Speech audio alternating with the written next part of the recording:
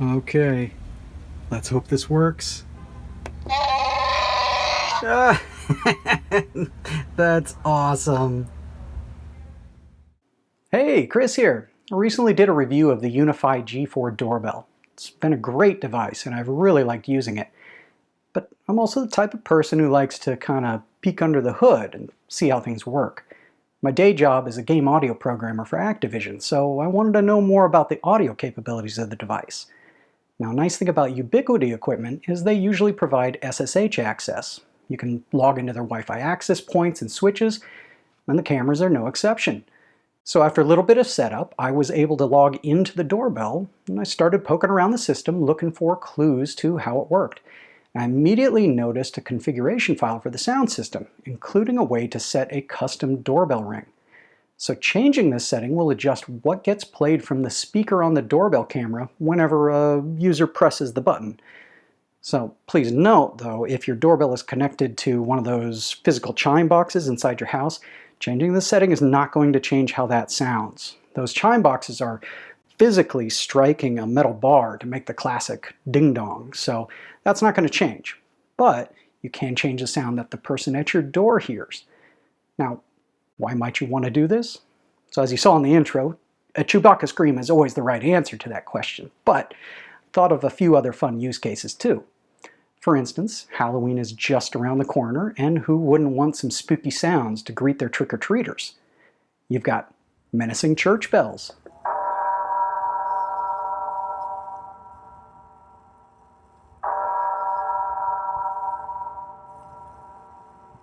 or maybe a howling wolf.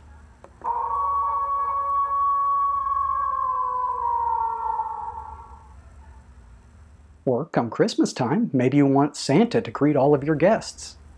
Ho, ho, ho! Merry Christmas! So as you can see, the sky's the limit with this customization. So let's get into how to do it. So we're going to get into just a quick overview so you know what I'm going to be doing here. If you're more an advanced user, comfortable with the Linux command line, then this may be all you need to do. What we're going to do is just copy a WAV file using the SSH copy, SCP, and we're going to put it in the camera under the var etc sounds folder. The var mount is the only place that's writable on the camera, so we need to put it somewhere under there. Fortunately, there is already a sounds folder, so it seems like a good spot for it. We're then going to navigate to var etc persistent ubnt sounds leds.config, and we want to change one of the properties in there. It's the sounds ring button property to point to whatever the wave is that we just copied to it, and we need to use relative pathing, and it starts looking for sounds in under user etc sounds and a subfolder sounds ring button. So we need to kind of back our way out using relative pathing to then come back into var etc sounds and get to our wave. And then finally, we need to kill the ubnt sounds and leds process so it reloads the configuration.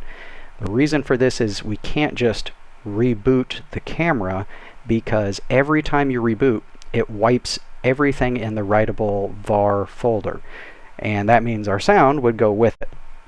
No place else on the camera is even writable, so this is kind of a step that anytime you lose power or you restart the camera, you would need to recopy your sound, and then the configuration will remain. Fortunately, that stays there, but you will still need to kill the process again, because when it starts up, if it finds that the WAV file is not there, which it wouldn't be if it reboots and wipes the folder, it defaults back to using the normal chime wave. And so you need to kill the process so it reloads and finds the sound and then uses it. Not too big of a deal. It's only going to be if you happen to lose power or reboot. It's a rare occurrence that I do that on mine, so but fair warning, you will have to do that. So where do we start? First up is we just need to get SSH access. So what to look for is this document from Ubiquiti calling Unifi Protect enabling camera SSH access. This is pretty much just read the manual, but I will highlight a few points here. You need to do a configuration to enable SSH for the Protect cameras because they are not on by default. If you've already done this, great. You can skip over this step. But since that is the default is off, I just want to go over it. And there is different instructions for the types of machines. They're basically doing the same thing. It's basically just the fact that the configuration JSON file may be in a different folder depending on the device. And all we're doing is just enabling SSH, setting that to true. Pretty simple. One thing to note, and they do call it out here, is if you've already got a JSON file and it's got some configurations, you may need to append to the end of it, and do not forget to add a comma to your previous line, because otherwise it will not continue and read the next thing and your configuration will not work. So they call that out, but just pay attention to that. Now, if you're like me, the SSH was not even enabled on my UDM Pro yet because I've only had it recently. So first thing to do is turn that on, and that is just this little checkbox here. It's in the UDM settings. I'm going to guess the cloud key is probably similar. UNVR, don't quite know, but you're going to find that here. It's not in your network settings, it's not in your Protect setting, it's in the actual device settings. So look for it here, and that will get your SSH enabled so you can even start this whole process. Okay, so we've done everything. We've gotten SSH up. Let's test it out.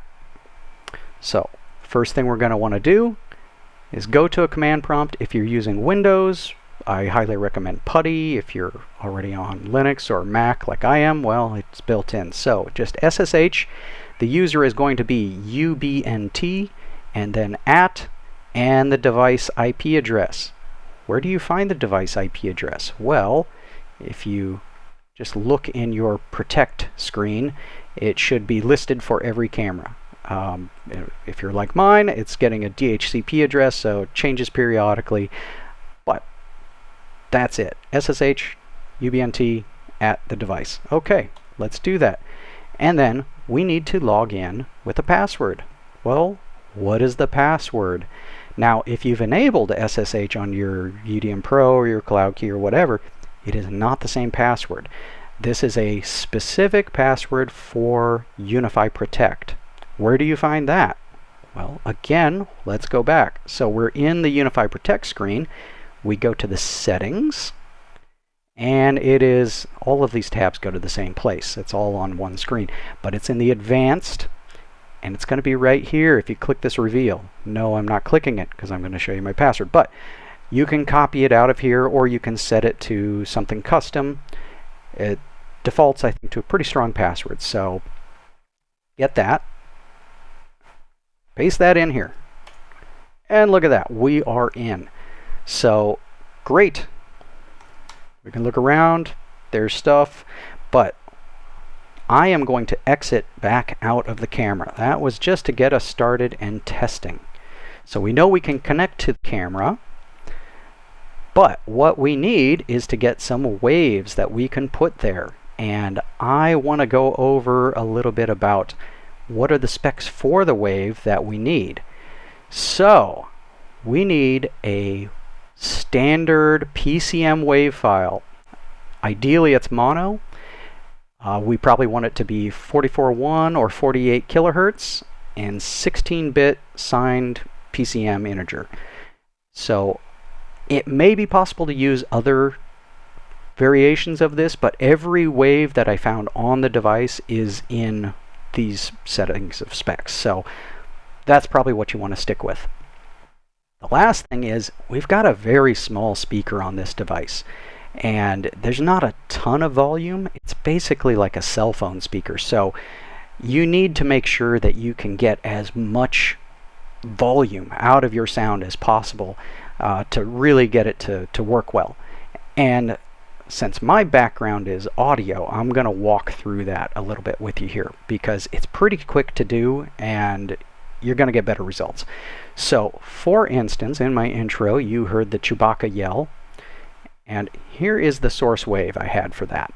I'm loading it into a program called Audacity. I highly recommend this if you don't have something else to work with because it's free, it runs on pretty much every platform, and honestly, it's pretty decent. So here's the waveform for our sound. Now, if you notice, we're not even peaking to halfway. This is a sound, yeah, found it on the internet. I know, copyright, but at any rate, personal use here. So we want to get this thing to be louder, as well as it's stereo, which is kind of a waste because the device, as far as I know, only has a single speaker. So to start, let's get this folded down to mono. If we go up here to the tracks, mix down to mono. Great, mono file. But we still are kind of quiet. So the first thing we want to do is normalize this. What that's going to do is just bring it up until the loudest point of the sound, either side here, hits full volume. So we can do that in Effect and Normalize. And I'm just going to normalize it to 0 dB. That is like maximum loudness. Great. So we take a look here. Now if you notice, there's still a lot of white space around here because we ended up hitting a peak right down here. So it just happened to have one little blip of loudness. But let's take a listen to this. Now I will try to edit this in post so it's not quite so loud, but fair warning if you're on headphones, this is potentially a little bit loud.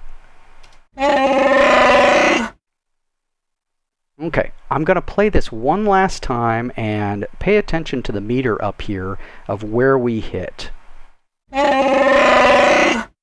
So our RMS level looks like right about here. We maybe hit minus 10 dB, something like that. We can do better. This would probably work, but hey, let's give it the best shot as long as we're in here.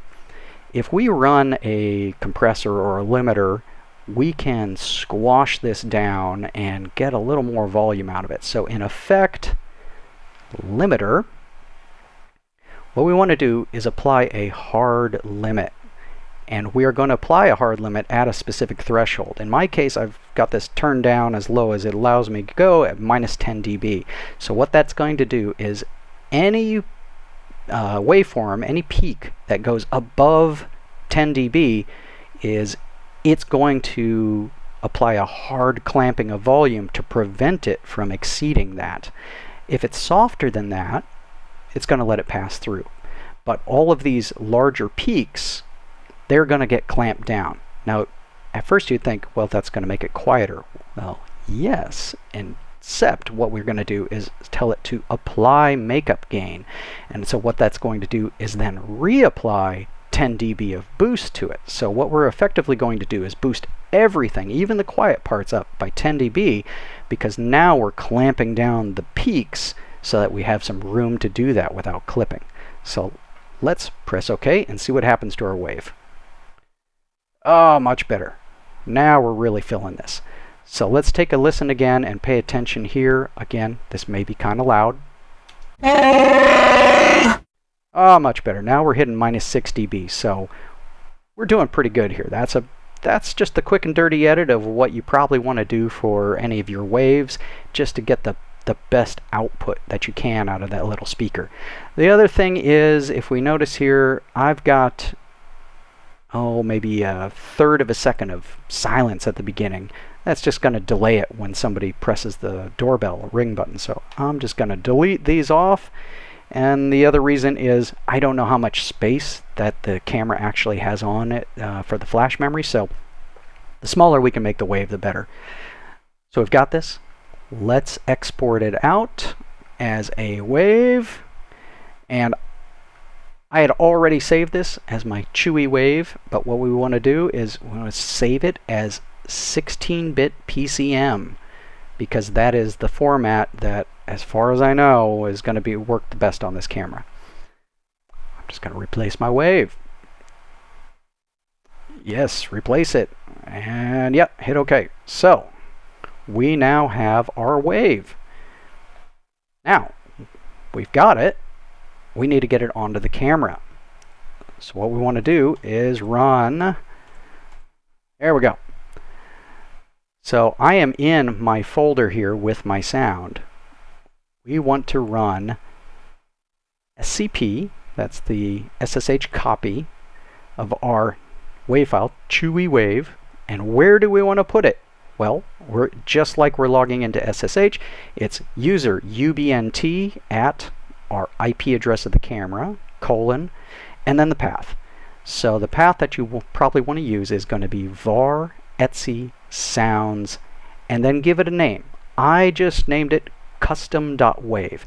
I'm giving it a generic name because I'm going to edit the configuration file to point to that, and that way if I want to update the sound later on, I just overwrite the same wave. I don't have to go and update the configuration to point to yet another wave name. I'll just keep overriding the same one because I can only play one at a time anyhow. So let's do that. It asks for our password again. We'll put that in, and there we go, copied. Okay, so we have our wave located here on the camera. So now we need to edit the configuration to do that. So let's SSH back in. And when you log in, at least of this firmware here, it puts you right in the folder that contains all of the files that are used for the configuration. So let's take a look. Here's what we've got, and the one we want to edit is this ubnt sounds leds.config. So we just need to do a text edit, and simplest thing I know of that is pretty much universal that is definitely on here is just going to be the VI text editor. It's not great, but hey, it gets the job done. If you need some help with that, I will provide a link to some manuals for it, but I'll walk you through here an easy way to do this. So when we take a look at this, this is what it looks like to start. And as you can see, it's pointing to the default chime.wave.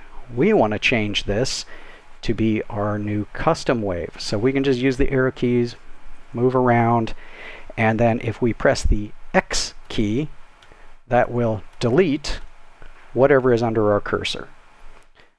We can then press the I key for insert, and that will allow us to start typing. And I'm going to bring up a little cheat sheet here. This is what we want it to look like. So we are going to back out of the current path, which is under user etc sounds sound ring button, and get all the way back to the root directory. So we need to go back 4 directories. So there's our 4 directories. Then we need to go into the directory where we just put it, var etc sounds. And then we want to put it our custom.wave. And then press the escape key. So you quit typing, type :X to save and exit. And we should have our settings. Let's double check that we put it in there. We're going to cat the... There we go. That looks correct. So now we've got our configuration, we've got our wave file, but the system won't be using this configuration. It only runs it when the process starts up. And as we know, we can't just reboot the machine to reboot the camera to get it to use it. So we need to do it a little other way, which is let's just restart the process. So if we type PS for the process list, and we will look for our ubnt sounds LEDs. Here's the process. It has process ID of 3794. So let's kill, tell it to terminate 3794. Let's take a look at what it is now. Do the process list again. And here it is now under a new process ID because it automatically gets respawned. I'm guessing Ubiquiti has added some sort of watchdog process that if it accidentally dies or crashes for some reason, it gets kicked back off. But now that we've done it, that should be everything that we need to do. So we now have our new sound and the configuration reloaded. Let's go take a look and see what it does. So here we are at the doorbell. I'm going to press the button and take a listen. It works. If you want to set up your own custom ring sounds on your G4 doorbell, hopefully this video has helped you out. If anybody from Ubiquiti sees this video, I hope this becomes a fully supported feature, either through the mobile app or web interface. If you've got any questions, leave them in the comments and I'll try to answer them. We'll see you next time.